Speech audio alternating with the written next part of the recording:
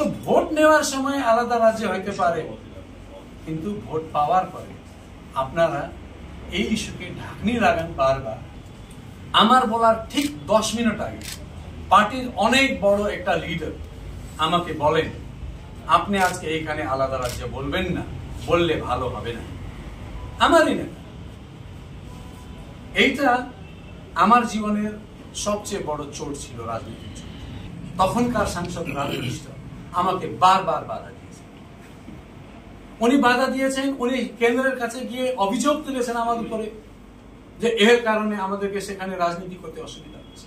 আর কলকাতাতে গিয়ে বলেন আমি আলাদা রাজ্য চাই না, আর দিল্লিতে গিয়ে আমার উপরে অভিযোগ তোলেন। আর এইখানে আসেন, বড়দেরকে আদর করেন, পার্টিকে ভেঙে চুড়ে শেষ করে ফেলেছেন। তো ভোট নেওয়ার সময় আলাদা রাজ্য হইতে পারে, কিন্তু ভোট পাওয়ার পরে আপনারা এই ইস্যুকে ঢাকনি লাগান বারবার। আর যখন একটা বিধায়ক এখান থেকে জিতে বিধানসভায় যায় আর 4 বার আলাদা রাজ্যের কথা বলে, আমি নোমেনক্লেচারের নাম করি, শুধু আলাদা রাজ্য। আমি চেয়েছি separation from Bengal in any form.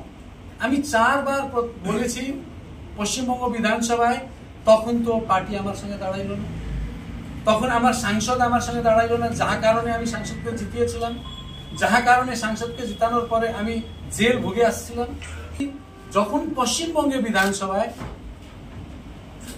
এই অবিভাজ্য বাংলা নিয়ে একটা প্রস্তাব এসেছে, অখণ্ড বাংলা নিয়ে একটা প্রস্তাব এসেছে, সেই প্রস্তাব যখন আসলো তখন আমাকে আমার জন্য বলার 8 মিনিটের সময় দেওয়া হয়েছিল।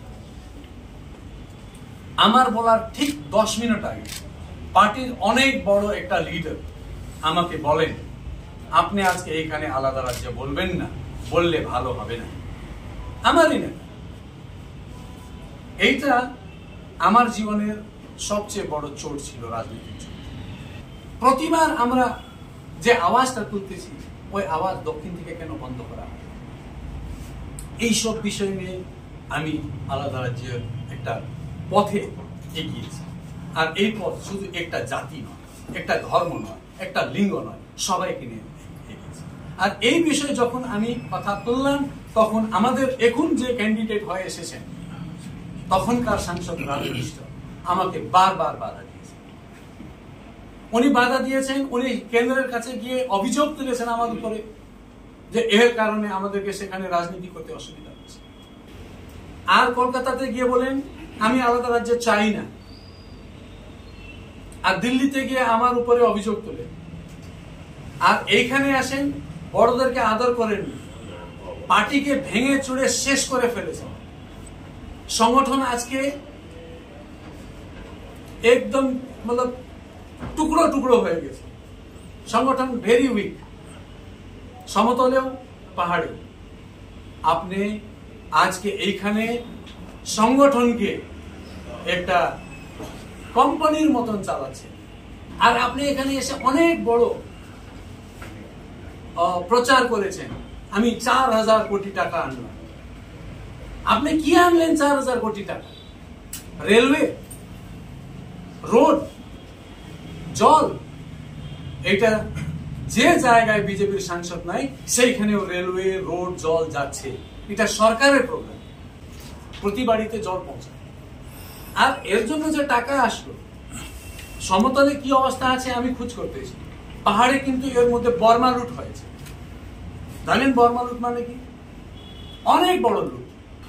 পাহাড়ে আমাদের বিরোধী দলের নেতা অনিত থাপা একটা বক্তব্য দিলেন, না রাজু বিষ্ট তো ভালোই কাজ করতেছে। আমি তো আচমকাই গেলাম, একটা বিরোধী দলের নেতা আমাদের সাংসদকে ভালো কাজ করতেছে বললো।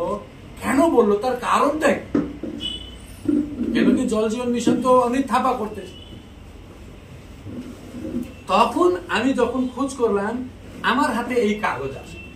রাজু বিষ্ট জল জীবন মিশনের প্ল্যানিং আর ইমপ্লিমেন্টেশন মেম্বার ছিলেন। ওনার মেম্বার থাকাকালীন এত বড় করাপশন কেন হয়? এর মধ্যে নেক্সাসটা কি আছে? এটা জনগণ জানতে চায়। আপনারা জনগণকে যে প্রতিশ্রুতি দিয়েছেন, সেই প্রতিশ্রুতি মাত্র প্রতিশ্রুতি থাকলো। তো সেই ইস্যু নিয়ে চলতেছি। আমি কেন রিজাইন করব? পার্টির ম্যানিফেস্টোতে লেখা জিনিসটাকে বাধা দিয়ে চলতেছে কল্যাণ দেওয়ান, রাজু বিষ্টরা। রিজাইন তো ওদেরকে করতে লাগবে, কেন কি ওরা পার্টির ম্যানিফেস্টোর বিরুদ্ধে। আমি তো পার্টির ম্যানিফেস্টোর বিরুদ্ধে নয়। বিজেপি কে বলতেছি ঠিক আছে, পিপিএস মানে সেপারেট স্টেট নয়, হায়ার লেভেল থেকে লেখায় আনুন, আমি রিজাইন করে দিই। আমরা সেপারেট স্টেট দিতে পারবো না, হায়ার লেভেল থেকে লেখায় আনুন, আমি রিজাইন করি। এই ইলেকশন চলাকালীন রিজাইন করি। ঠিক আছে, এটা প্রমাণিত কবে হয়েছে আমি বলতে চাই। যখন রাজু বিষ্টার জন্য এখানে ভোট চাইতে আসছিলেন কালিম্পংয়ে অমিত শাহ, তারপর অনেক অন্যান্য কেন্দ্রীয় নেতৃত্ব কারসাংয়ে, দার্জিলিংয়ে, আমি ওনাদের সামনে প্রতিবার ভাষণ করেছি। আর আমার ভাষণে বলেছি পিপিএস মানে আলাদা রাজ্য। যদি পিপিএস মানে আলাদা রাজ্য না থাকতো তখন আমাকে পার্টি কেন মানা করলো না তুমি এই ভাষণটা দিবা না বলে? ওনাদের সামনেই বলেছিলাম, তখন তো মানা করলো না। তো ভোট নেওয়ার সময় আলাদা রাজ্য হইতে পারে, কিন্তু ভোট পাওয়ার পরে আপনারা এই ইস্যুকে ঢাকনি লাগান বারবার। আর যখন একটা বিধায়ক এখান থেকে জিতে বিধানসভায় যায় আর 4 বার আলাদা রাজ্যের কথা উঠায়, আমি নোমেনক্লেচারের নাম করি, শুধু আলাদা রাজ্য। আমি চেয়েছি separation from Bengal in any form. আর সেই সেপারেশন, সেই সেপারেট স্টেটে যে কোনো জাতি, যে কোনো ধর্ম সবাই শান্তিতে বাস করতে পারে, একটা উন্নয়নের পথে যেতে পারে।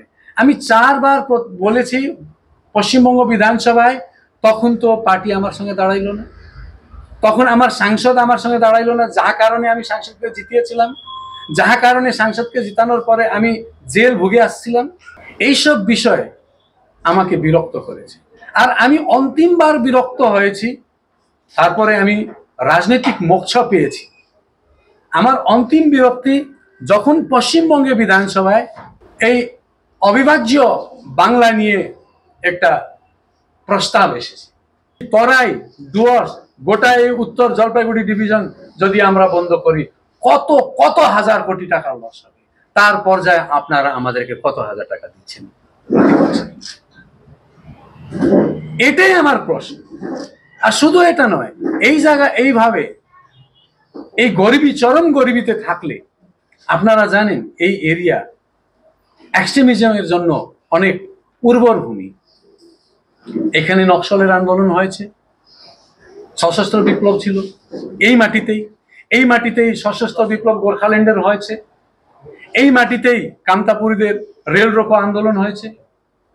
এটা সেন্সিটিভ জোন। আমি রাষ্ট্রবাদ আমার মাথায় রেখে এই ডিমান্ডটা তুলেছি।